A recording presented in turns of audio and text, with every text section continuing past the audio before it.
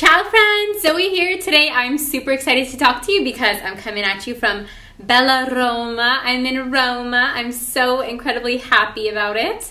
And I have a lot to update you guys on, so I decided to ask you on Instagram if you had any questions for a Q&A, and I got so many questions from all of you, so I'm so grateful. I'm going to do rapid fire right now. I also had a lot of questions in regards to how I came back to Italy again, like which visa did I get, what was the process like, and what is the process like of getting a visa for a different country. Anyway, so I've decided I'm going to do its own separate video on that, so stay tuned. For now, I am going to do a rapid fire Q&A. I want to get through a lot of these questions, and unfortunately, I was at school all day today, and now that I come home, the clouds have kind of come over. So I want to film this fast before, I guess, all the daylight leaves. So let's get started. All right, so our first question. Hello Zoe, my husband and I are traveling to Europe starting end of March and should be heading through Italy in May. What areas of Rome should we stay in or look for our visit if we're looking at VRBOs? Thank you. We're from BC too. Okay, so cool. I'm so happy you're coming to Italy. It is the most beautiful country in the world, I'd say anyways. I actually have never booked VRBOs. I know that my parents do sometimes. For different areas, though, I'd recommend to stay in would be Monti or Trastevere, because in that way you're still pretty central, not too central, and you kind of get this a little bit of a neighborhood type of vibe with it as well. So those are the two recommendations that I have. There's also a lot of really good restaurants around there, and you don't have to pay the centro storico prices, the historical center prices. So those are like the touristy type of trap places. All right, next question comes from Tiny Peppa. Zoe, when you are in Italy, how much Italian do you speak on a daily basis? I'd like to say as much as I possibly can. I'm taking Italian classes right now every day, so I'm practicing every single day. And whenever I go to, say, the grocery store or I go to a cafe, I always love to practice my Italian and speak to people who are around me. So for example, yesterday I grabbed a coffee at a cafe, and I spoke to the signore next to me, and it's fun, you know? I feel like people don't kind of expect you to burst out in Italian at them, so I try to speak what I can. I try to understand and engage in those conversations. It's all great practice. Is it true that finding a job in Italy is so difficult, and why is it difficult to obtain a working visa there?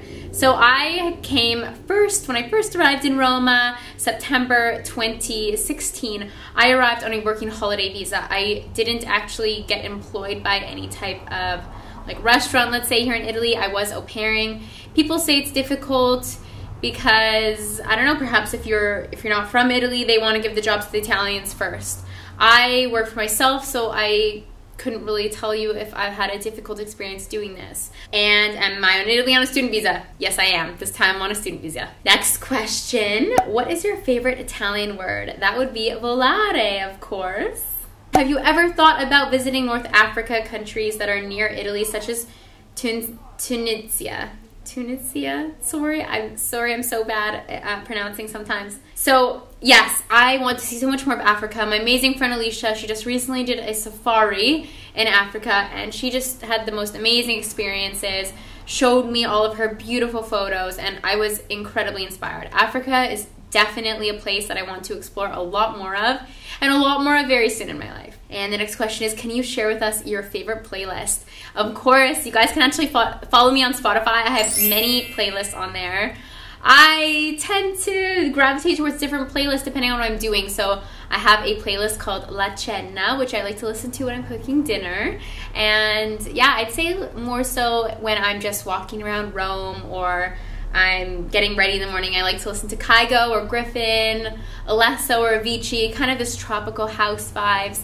Get me in the positive mood for the day. Next question is from Dearest Andy. Hi Zoe, I love your channel so much. Thank you for sharing it with us. I was wondering, in like a month I'm going to move to another country, and I'm so close to my mom and family. I'm sure it's going to be so hard on me because I'm going alone. I was wondering, how do you deal with those moments when you feel alone? Can you give me any tips on how to keep my mind busy and not think about my loneliness so much?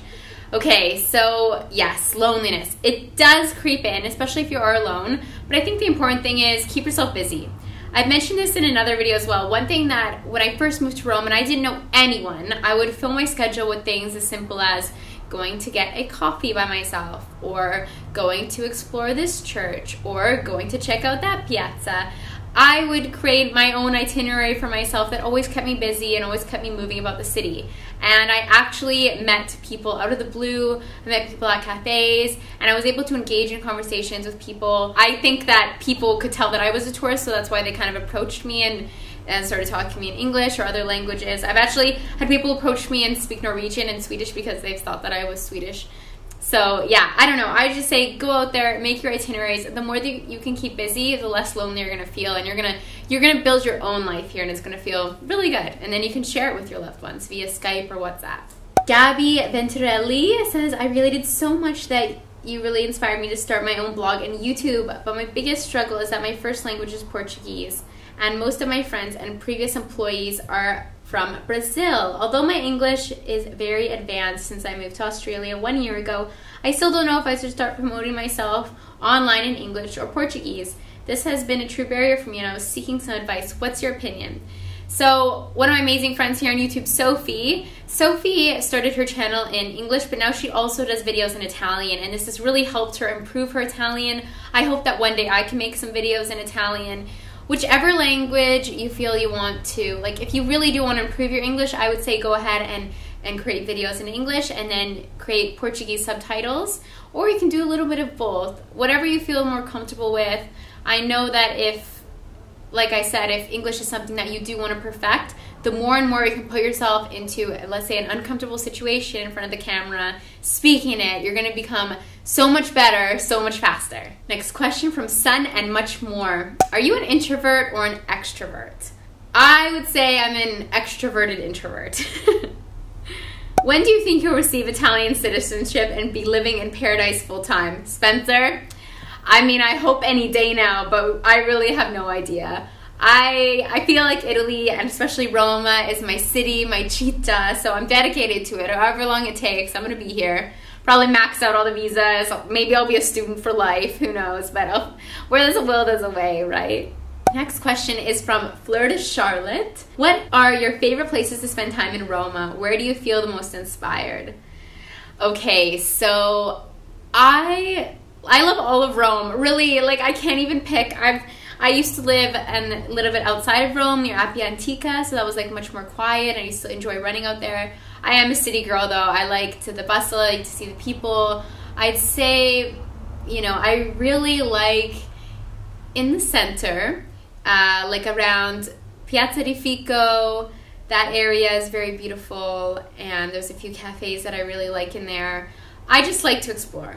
I like to go into the city, into the La Città, without too much of like a rigid itinerary sometimes, because that's when I discover the most wonderful places. Rome is a city that is very walkable, and you can explore so much in one day that I don't really have one place that I feel like truly the most inspired, but views always inspire me, and Aventino and Gianicolo have the best views that I've seen of Roma anyways, so I'll put those two up there as well. Next question, if you had more free time, how would you use it? If I had more free time, I wish I had more free time. We always just want so much more time. I would use it to do things to improve myself. So reading books, working on my giving back initiative to the Baby Sea Turtles. I would practice Italian more. I would, work out more. I would just try to be my better self with all the free time that I had. But, and of course travel. If you're going to toss money in the mix, let's say travel too. Matteo says, what do you say about Italian people? Te amo. Sassiest11, I have a question that I've always wanted to know since I came across your YouTube channel. How does it feel to be, well, homeless? Yes, I'm basically homeless right now. Like I mentioned in this photo that I asked you all those questions on, is Anastasia and I believe that we have found our dream flat here in Rome. So waiting on that, crossing our fingers. Hopefully by the time this video is up, we do have a response. I'll be sure to give you guys a room tour once we move in. But yeah, I mean, to be honest with you guys, I feel like I've been moving around now well, have been moving around now for 7 months.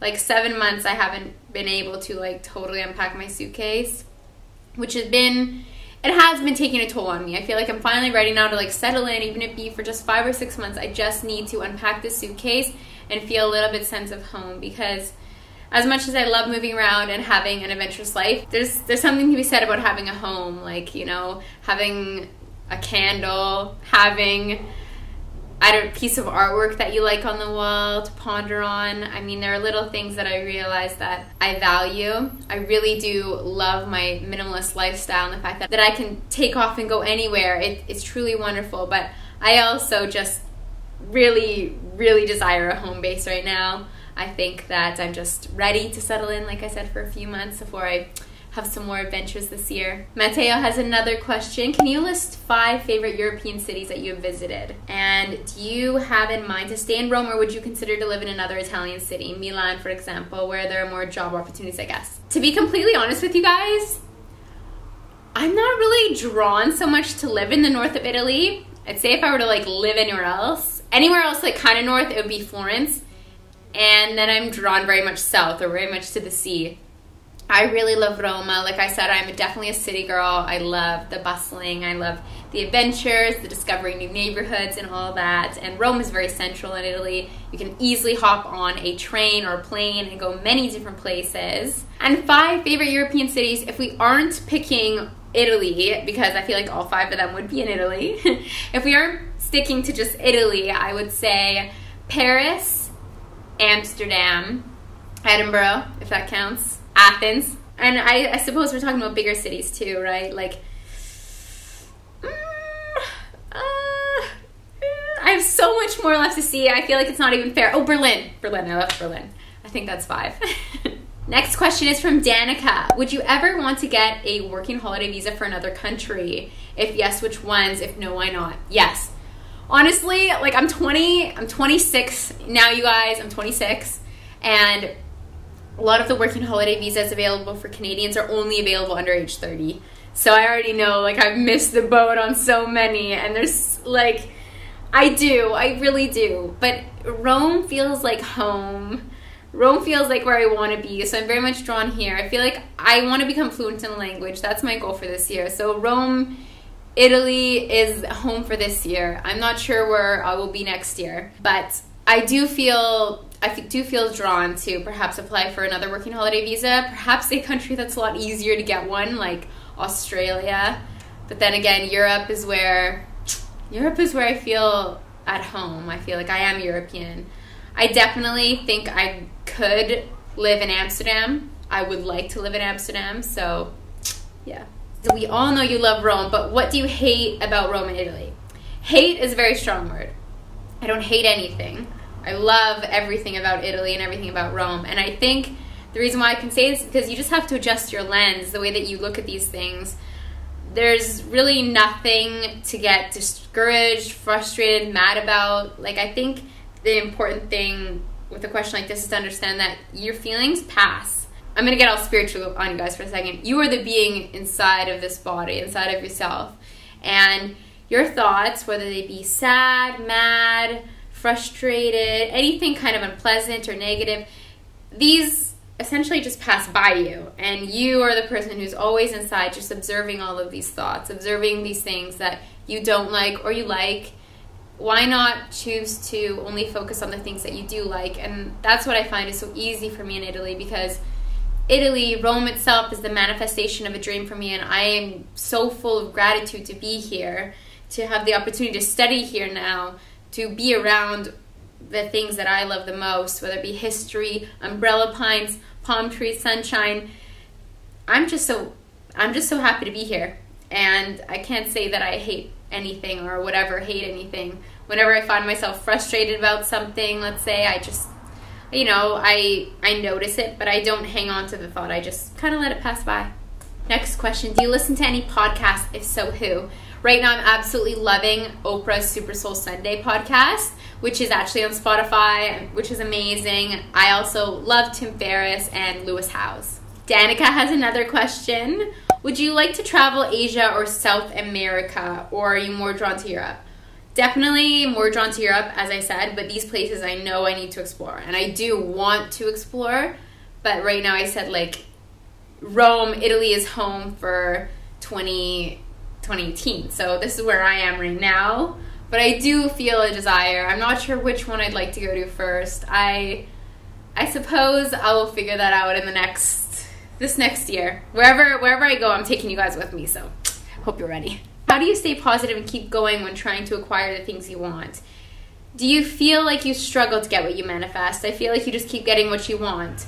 I'm currently trying to acquire my Italian citizenship, and I feel there's a chance I won't get it. It's very discouraging. There will always be a chance you won't get it. There will always be a chance it's going to rain. There will always be a chance that something bad is going to happen. But like I spoke about with these thoughts that pass by you, you are the observer of the thoughts. So are you going to focus on the chance that you're not going to get it, or are you going to focus on the chance that you are going to get it? When going through my visa, I was very, very stressed because I really put all my eggs in one basket, as you'll find out in the next video.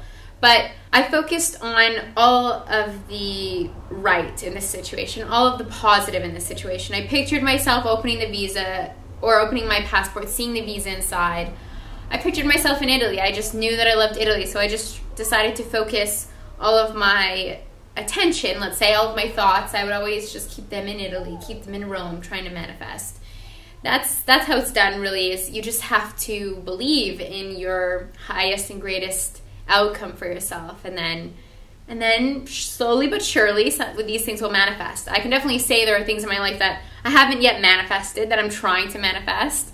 It can be discouraging, but it's all part of the journey, you know. It wouldn't be fun if it just all came like that. You need the contrast in your life. You need the highs and the lows. You need the cloudy days versus the sunny days. You need to see the contrast to know exactly what you want, so you will better manifest. And when you feel the sun on your face, you know how to manifest a sunny day, let's say. When you feel the rain on your skin, you know how it feels to have a rainy day, so you essentially know how to manifest that. That's just life. You know, you have to be able to have a rainy day and think about the sun and have it bring you out of that. Hopefully that makes sense. Best of luck though, Ella, because trust me, I know that it's not easy to stay positive 100% of the time. It's very stressful, and like I said, I put all my eggs in one basket, so I know, I've been there, girl. Next question is from Sarah. Is there anything unique to Rome you want to see and do you haven't done yet? I haven't done so much here. Rome is the eternal city. There is infinite amounts of history that I have barely touched, not even touched. There is so much art I haven't seen. There's so many museums I have not seen.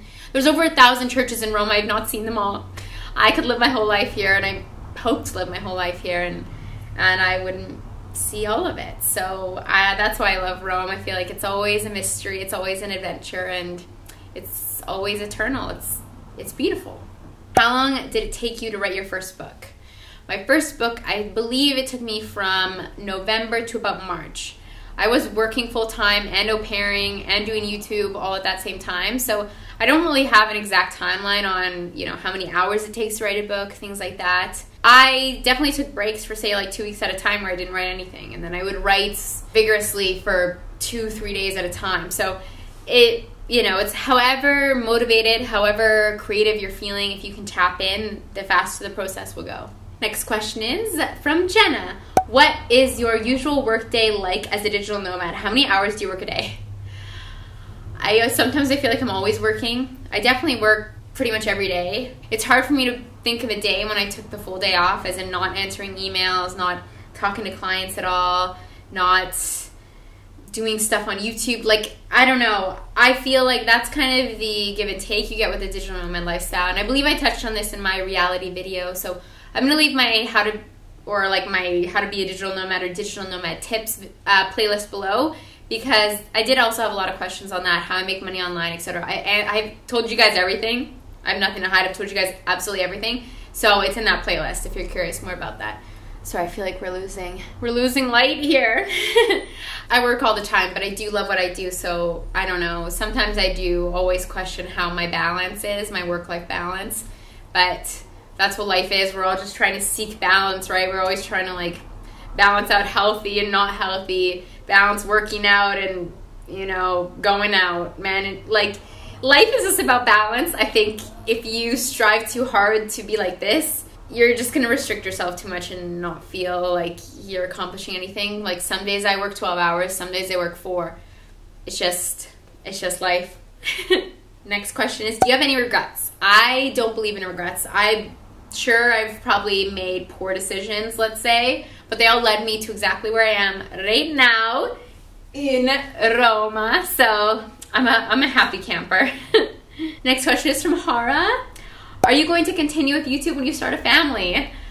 I mean, I feel like I'm in YouTube for the long haul. I have not met the one yet. I have not, it's gonna be a while. It's gonna be a while before I start a family, but sure, I'd love to take you guys along for the journey if you're down, if you're into it. And it's kind of exciting, hey, is that I don't know who that person is for me yet, and when I do know, you guys will know, and then you guys can like grow with me and my family, I suppose. I think it's fun. I mean, I really value YouTube. I feel like I've learned so much about life, people, through this community, and it only keeps getting more inspiring, so thank you guys. Next question is from Ashley. Good vibes coming your way from Paris. Grazie. I mean, merci beaucoup. How do you feel content and happy with what you have and not wish for more? So happy you're home in Italy. You deserve it. Thank you, Ashley. This is balance again. This comes back to balance again. We always wish for more, right? Like, we wish for more money. We wish for more time. We wish for more happiness, more chocolate, more coffee. We always wish for things, but I think that the important thing is to feel gratitude every single day. Feel gratitude for what you do have every single day. And although you can wish and desire for more, that's the fun in the manifestation journeys. That's the fun part of life. You know, you get a wish, hope, work hard for something, and then see it come to fruition. It's very, very rewarding. And I think it's just all part of the journey. But I think gratitude is important to practice every single day.